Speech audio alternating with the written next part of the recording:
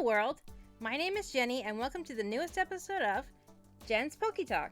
As my first game was Pokemon Sapphire, I never really got a taste of a Pokemon Red or Blue game playthrough, except when I played a little of one of my neighbor's copies as a kid. Today, I will be telling you my full story of playing Pokemon Blue for the very first time. So don't forget to like and subscribe, and let's dive in!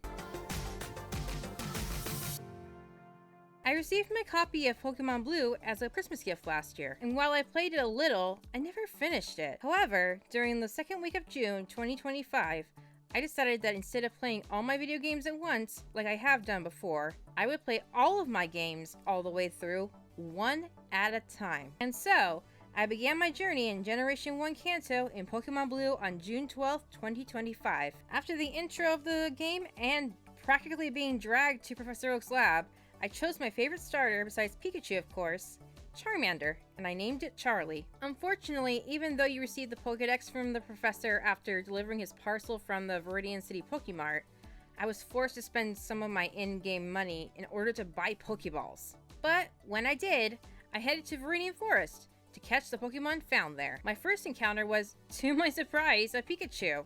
I caught it and named it Poké. FYI, all my Pokemon in these games will be nicknamed. Later, I caught a Caterpie and named it Breeze. After training on Route 22, I also caught Nina the female Nidoran, Ratty the Rattata, and Nico the male Nidoran. It took me a few tries, but I managed to defeat my rival Blue. I then caught a Weedle from Viridian Forest that I named Bebe.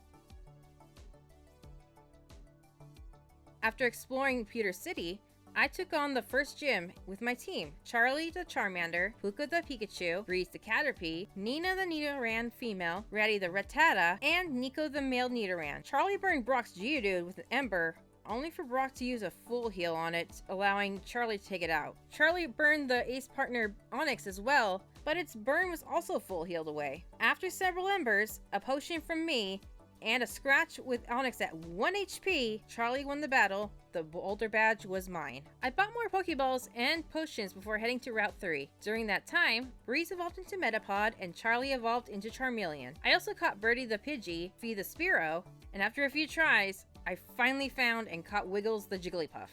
So annoying to find. I KO'd it like twice by accident. So annoying. In Mount Moon, I caught Batty the Zubat, Petty the Paris, Geo the Geodude, and Clef the Clefairy. While battling our way through the cave, Breeze evolved into Butterfree, Baby evolved into Kakuna, and then Beedrill, and I obtained the Helix fossil at the end of the cave. On the way to Cerulean City, I caught Sandy the Sandshrew, and then entered the city to heal my team. It took 2 attempts to defeat Blue's team before I could train on the Route 24's Nugget Bridge. Then, on Route 25, I caught Ally the Abra, which I used to help me with something that I've never done, the Mew glitch. Thanks to the walkthrough I found on Bulbapedia, I was able to perform it safely, and obtained Joy the Mew. I also caught Belle the Bellsprout on Route 24 before challenging the second gym. My team for this gym was Charlie the Charmeleon, Puka the Pikachu, Joy the Mew, Nina the female Nidoran, Ratty the Rattata, and Nico the male Nidoran. While Puka defeated Misty Staryu, it fell to her ace Starmie after landing Thunderwave and Thundershock on it. And to my surprise, my loyal first partner,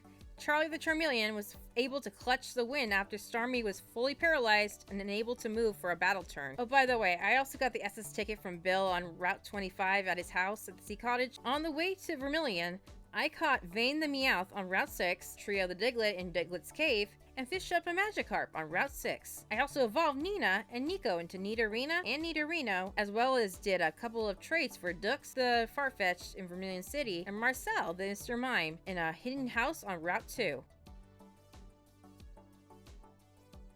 After training on the SS Sand ship, defeating Blue for the 4th time, and catching Hip the Drowsy on Route 11, I challenged the 3rd gym. My team was Charlie the Charmeleon, Puka the Pikachu, Joy the Mew, Ratty the Rattata, Birdie the Pidgey, and Patty the Paris, honestly, because I needed a cut user. Once again, I defeated Lieutenant Surge's team with his Ace Raichu being paralyzed by Puka's Thunderwave move, and Charlie using its Rage attack to defeat Raichu. On the way to Lavender Town, I caught Roll the Voltorb, Jewel the Onix in Rock Tunnel, and 3 of my Pokemon evolved: Birdie into Pidgeotto, Ratty into Raticate, and Fee into Fearow. After defeating Blue's team in Pokemon Tower, Me and my team traveled to Celadon City, and along the way, I caught Vanessa the Vulpix on Route 7. I tried getting coins so I could get Porygon for the Pokédex early, but gave up and decided to explore first. During that time, I obtained Sapphire the Eevee from Celadon Mansion, which I evolved into Vaporeon since SPN doesn't exist until Gen 2. I also caught Dodie the Doduo on Route 16 in the grassy area by the Snorlax blockade. I challenged the local gym with Charlie the Charmeleon, Puka the Pikachu, Joy the Mew, Sapphire the Vaporeon, Birdie the Pidgeotto,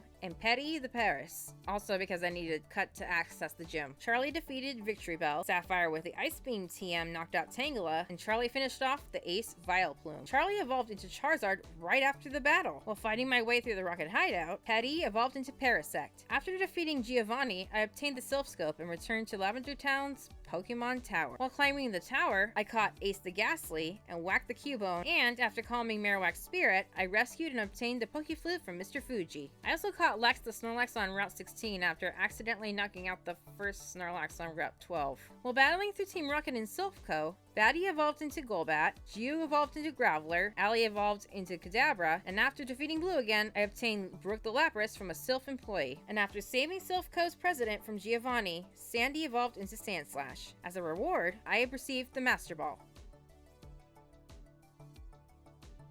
I decided to return to Celadon's Game Corner and finally obtained Pori the Porygon for the Pokédex. In the Safari Zone, I fished up Ducky the Psyduck and Danny the Dratini after 6 encounters. I swear that thing ran away so many times I considered it not to be even possible to catch. I also found and caught a Tauros with the first Safari Ball before having to leave the Safari Zone. I also caught a Rhyhorn and Slowpoke before returning a third time to obtain the Hidden Machine for Surf. Then I challenged the local gym with Charlie the Charizard, Puka the Pikachu, Joy the Mew, Sapphire the Vaporeon, Birdie the Pidgeotto, and Danny the Dratini. And once again, my loyal Charizard saved the team along with Joy the Mew against the gym leader Koga's team. After returning to Saffron City, I defeated the Fighting Dojo's Karate Master and obtained Punch the Hitmonchan. I then challenged the Saffron Gym with Charlie, Puka, Joy, Sapphire, Birdie, and Danny. Like the 5th gym, Charlie and Joy won the fight against Sabrina's team. Even Alakazam wasn't a challenge, it was crazy. I felt confident enough to catch Articuno, but I got so frustrated after the 7th or 6th attempt that I just used my Master Ball to catch it. I later caught Tensi the Tentacool, Star the Staryu, Sea the Goldeen, Goy the Shelder, Snowy the Seal, and evolved Birdie into Pidgeot before arriving at Cinnabar Island. After exploring the lab, I revived Omni the Ammonite and Sky the Aerodactyl before heading to the Pokemon Mansion. I caught Grime the Grimer, Dash the Ponyta, Lee the Coughing, and evolved Belle into Weepinbell. With Charlie,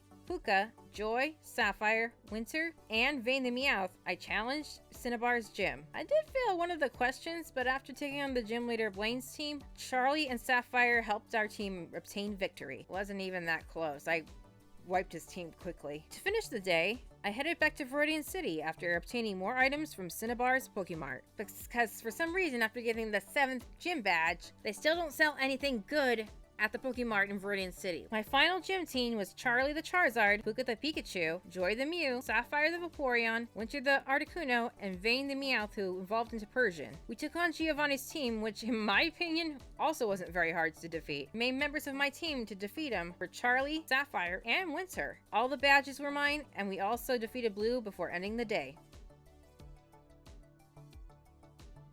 After some training, Snowy evolved into Dugong, and while traveling through Victory Road, I caught a Machop I named Macy. And then, it was time to challenge the Pokemon League. I did try to challenge the first Elite Four member right away, but she was... So I gave up and decided to train a little bit more. This was my final team for the Pokemon League. Lorelei, the Ice-type specialist, was up first. While it took a bit of chipping away at their health, Joy took out her Dugong and Cloyster, Puka knocked out her Slowbro, Charlie and Sapphire took turns to defeat her Jinx, and then Charlie and Winter finished off the Ace Lapras. Bruno, the fighting-type specialist, was a little easier. Snowy took out the first Onix, Joy knocked out Hitmonchan, Winter defeated Hitmonlee, Charlie took out the second Onix, and the Ace Machamp was dealt with by Joy. Agatha, the Ghost-type specialist, although I still think she should have been a Poison-type because it makes more sense. She has more Poison types than Ghost types in this game. However, she was very difficult to beat. Charlie took out the first Gengar, Winter knocked out Golbat, Joy took out Haunter, Snowy and Joy had to take out Arbok, and Charlie defeated the final Gengar. I had to heal my team a lot after that battle. She caused so many status problems, I can't even Lance, the Dragon-type specialist, was an interesting battle. Puka and Winter took out Gyarados. Sapphire and Snowy defeated the first Dragonair. Then Snowy destroyed the second Dragonair. Winter took out Aerodactyl, and Sapphire finished off the Ace Dragonite. One final battle. Blue. While Puka took out Pidgeot easily, it took 3 of my Pokemon to defeat his stupid Alakazam who kept using Reflect and Recover. I swear that thing was even more annoying than Sabrina's. What?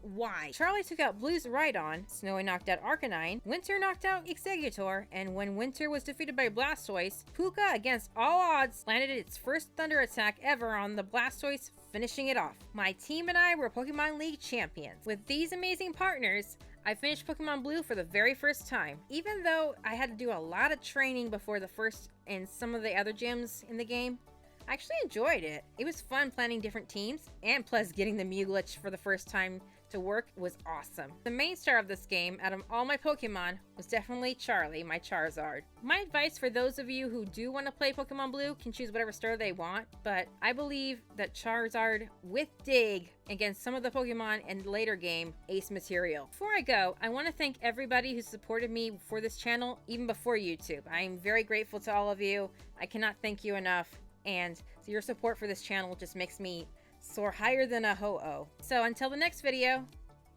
see ya!